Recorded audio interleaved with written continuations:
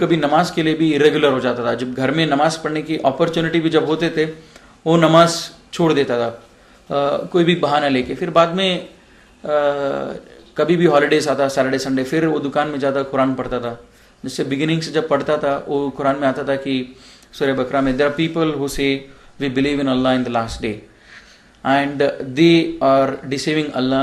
They think they are deceiving Allah and the believers but they are not deceiving anybody else, they are deceiving themselves. اس کا مطلب یہ کہ تھوڑے لوگ ہیں جو بولتے ہیں کہ ہم اللہ پر ایمان رکھتے ہیں اور آخرت پر ایمان رکھتے ہیں لیکن وہ حقیقت پہ ایمان نہیں رکھتے ہیں. وہ بس ایک مذاق کر رہے ہیں, ایک دھوکہ دے رہے ہیں اللہ اور اللہ کے بندوں کو. لیکن یہ دھوکہ کسی اور کو نہیں, اپنے آپ کو دھوکہ دے رہے ہیں. تب میں سوچتا تھا کہ کیا یہ آیت میرے لیے ہے کہ کیا میں اللہ کو دھوکہ دے رہا ہوں, کیا میں اللہ کے بندوں کو دھوکہ دے رہا ہوں. تب میں ترنت سوچتا تھا کہ اور جب فالوئنگ آیت یہ آتی ہے when they are alone with their evil ones they say we were just mocking at them, we were not believers. جب میں سوچتا تھا اس آیت کے بارے میں اتنا تو تھا, پہلی آیت سے مجھے بہت ڈر لگتا تھا. they say they believe in Allah but they are not really believers. مجھے ڈر لگتا لیکن دوسرے آیت سے تھوڑا مجھے یہ ریلیکس ہوتا تھا کیونکہ میرے ساتھ کوئی ایسے نہیں تھی to say that I am just mocking at them. تو میں تھوڑا سیف ہوتا تھا. لیکن میرے دل کے اندر جو ایک کیئرلیسنس تھا, جو اسٹیڈ فاسٹ نہیں تھا دین سے, یہ آیت مجھے بہت لگتا تھا. اور پھر بعد میں نماز برابر ٹریک پہ پڑھتا تھا, ٹائم پر پڑھتا تھا. پھر بعد میں کیا ہوا, پھر سے میں کالج ویک ڈیز آتے تھے کالج جاتا تھا, پھر سوچتا تھا اس کے بارے میں.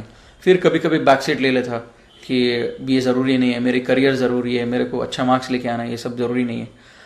پھر ایک دو آیت ایسی میں پڑھا, پھر بعد میں دیٹ چینجڈ مائی لائف. پھر بعد میں گھر میں اوپنلی ڈسکس کرنے لگا اسلام کے بارے میں. وہ لاسٹ ایک آیت یہ تھی which really help me a lot to change, مطلب بہت مجھے مدد کیا ہے چینج کرنے کے لیے میرے لائف. وہ تھا کہ when the death approaches them they will my angels will ask them what state you were in and they will reply we were weak and oppressed in this world. And angels will reply was Allah's land was not vast enough for you to emigrate and follow Islam.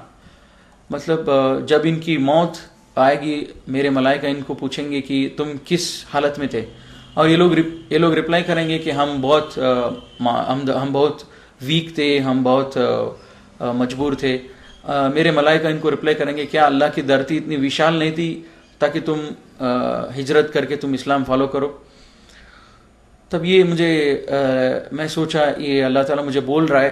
میں بار بار اپنے آپ کو, میں فجر نہیں پڑھ رہا ہوں, عصر نہیں پڑھ رہا ہوں, میری ماں ہے, میں ویک ہوں, میں بہت کمزور ہوں, میں کما نہیں رہا ہوں, اب میں پورا کا پورا اسلام فالو نہیں کرتا ہوں. یہ سب میرے دل میں آتا تھا. جب یہ آیت پڑھا تو مجھے لگا کہ اللہ تعالیٰ از answering to my question in my heart. تو تب میں سوچا اچھا ٹھیک ہے, ابھی میں اوپنلی ڈکلیئر کروں گا گھر میں. اب گھر میں اوپنلی بولنے لگا اسلام سچ ہے اور تم لوگ جو کر رہے ہو صحیح ہے, تم لوگ جو کر رہے ہو وہ صحیح نہیں ہے اور میں جو کر رہا ہوں وہ صحیح ہے, اور یہ مورتی پوجا سب ہندوازم میں نہیں ہے. اب کیا ہوا, میرے ماں باپ نے سوچا کہ یہ اتنا سیریس نہیں ہے, وہ ایسے ہی بول رہا ہے. پھر دھیرے دھیرے میرے ڈپلوما جو ختم ہوتی رہی, میں نے اپنے پرنسپل سے بھی پوچھا کہ لیگل پروسیجر کیا ہے اسلام قبول کرنے کی. پھر انہوں نے بتایا لیگل پروسیجر جو بھی ہے, اس کے بعد مجھے کام ملے گا نہیں ملے گا. پھر اتنا ہوا میرے گھر میں, جب میں پورا بول رہا تھا میرے ماں باپ بھی یہ مانتے تھے میں جو بول رہا ہوں سچ بول رہا ہوں, لیکن وہ بولتے تھے کہ ہم اسلام فالو اس لیے نہیں کر سکتے, ہماری سوسائٹی, ہماری کمیونٹی, ہم کو یہ بڑا مشکل ہوگا. لیکن اللہ تعالیٰ قرآن میں بھی یہ بولتے ہیں کہ اے نبی, یہ لوگ اس کتاب کو ایسے پہچانتے ہیں جیسے اپنی بیٹوں کو پہچانتے ہیں. تو جیسے ہمارے فیملی جیسے بولتی ہے, جب میں پورا ان کو اسلام کا میسج دیا, وہ لوگ بھی بول رہے تم جو بول رہے ہو سچ ہے, لیکن ہم فالو اسی لیے نہیں کر سکتے کیونکہ سوسائٹی ہے ایکسیٹرا ایکسیٹرا. تب یہ آیت is talking about the same behaviour of them. تو کافی سارا ایسا سب اندر میرے دل میں بہت پرابلم آ رہا تھا, اندر ہی اندر ایک اسٹرگل تھا, ایک کیا کروں میں اسلام قبول کروں یا کیا کروں. لیکن من ہی من میرے دل یہ بول رہا تھا کہ اسلام سچ ہے, اور میں ماننے کے لیے ریڈی نہیں تھا کیونکہ ماں باپ اور یہ سب وغیرہ. جب یہ آیت پڑھا what state they were in, what state you were in when we will be asked when I am in my death bed and I will say I am weak and oppressed. تو یہ آیت جو ہے یہ مجھے بہت لگا. اس کے بعد میں ڈیلی دعا کرنے لگا اللہ سے کہ مجھے ایک اپرچونٹی مل جائے جس سے میں گھر چھوڑ دوں اور اسلام کمپلیٹلی فالو کروں. اور ڈیلی گھر میں جھگڑا ہوتا تھا, اور ایک بار ایک بات پر بہت سیریس جھگڑا ہوا ماں سے, اور ماں بولی گھر چھوڑ کے تم چلے جاؤ, تم آج کل ہماری بات نہیں مانتے ہو. اور میں سوچا بھائی یہی ایک اپرچونٹی ہے, میں گھر چھوڑوں گا اور اسلام پر فالو کروں گا. اب میں گھر چھوڑنے کے لیے ریڈی ہو رہا تھا, میری بہن بھی بولی میں بھی اسلام قبول کرنا چاہتی ہوں.